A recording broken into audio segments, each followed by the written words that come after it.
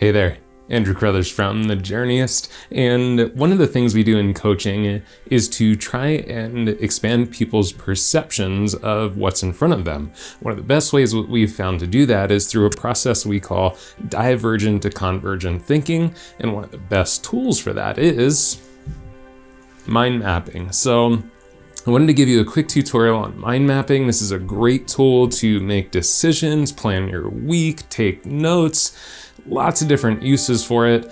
And it's a really simple process and it's kind of fun versus traditional note taking. So I want to walk you through the steps of how to do this and how to think more divergently, then bring it together convergently into a final decision.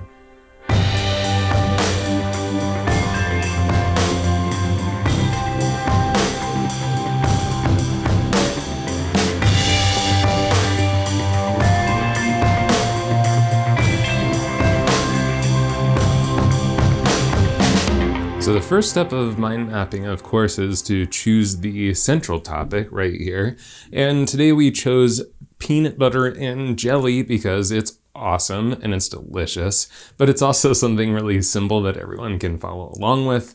The thing that you want to do with your central topic is make sure it's specific. So if you're using this for a weekly planning, of course, you're going to break it down to that specific week, not the entire month. Or if you're using it for a decision that you're trying to make, try and whittle down to the central point of that decision and what's most important about that decision. From there, we want to start to centralize down into the biggest pieces of the picture. So now you want to start getting into the biggest points of the topic. So of course, we're going to look at bread, peanut butter, jelly, the utensils that we might need to use to make that peanut butter and jelly.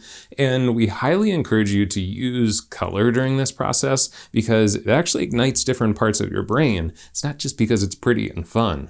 Okay, now that you have the big picture, and the hard thing with the big picture is you've got to stay away from the details at this point. You just want to really get your mind super open, try and see all the really big pieces that might come into play.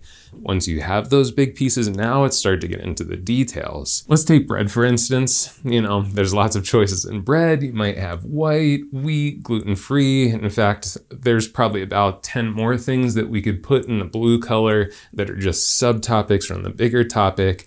Then we want to go in and start to look at each one of these things and try and pull them apart into the smallest little bits that we can.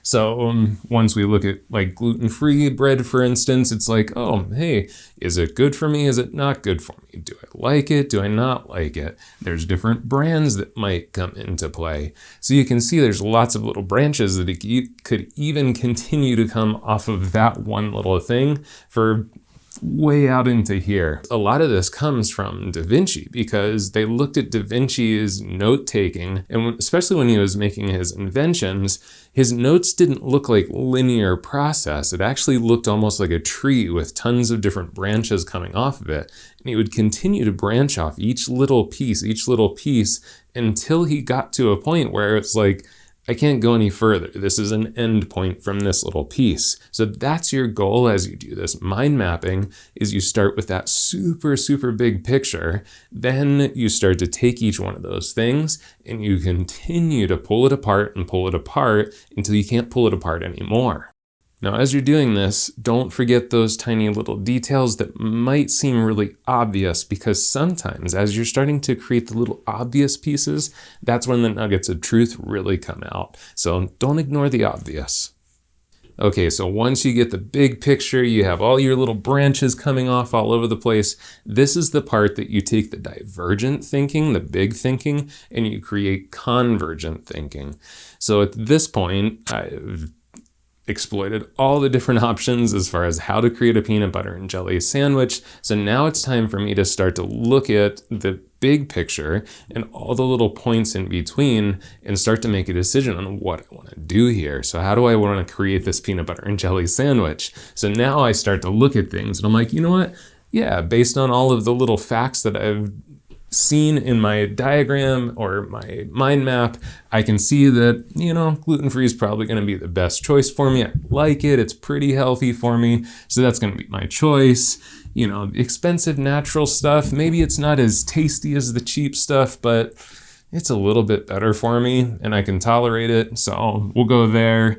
I love old school grape jelly, so hey, if I'm going with the healthy choices on those, I'm willing to sacrifice and go for the not so healthy choice, but it tastes good. And then finally, I have to figure out what utensils I need. Now I actually have the choices I need to make that great peanut butter and jelly sandwich. For some of you, when you look at this, this feels like it's a mess. And it kind of is. You're going into this kind of chaotic phase so that you can pull from the creative point of our heads. We're taught so much to be linear, and create these lists. But the problem with lists is it creates hierarchy. Anytime your mind sees a list, the thing that's number one on the list seems like it's the most important. So what's great about this, even though this can feel a little bit chaotic at first, it does have order to it, but it also creates a feeling of equality between all the different pieces of information. Once you go through this, then you can take all these little pieces of information, you can take all this and you can condense it down into something more linear if that feels more comfortable to your process. So it's not like this has to be the end point. This is the creative part. This is the part that connects the creative intelligence and the logical intelligence that sits inside this noggin up here. So don't be afraid of a little bit of chaos. So the next time you need to break out of your logical, linear thought processes, mind mapping can be a really incredible tool, especially when it comes to decision making, planning, anything that requires lots of different aspects of your mind.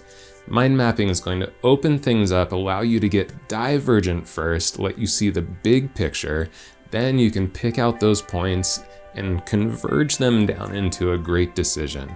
If you have any questions, definitely leave some comments. I'd love to hear from you.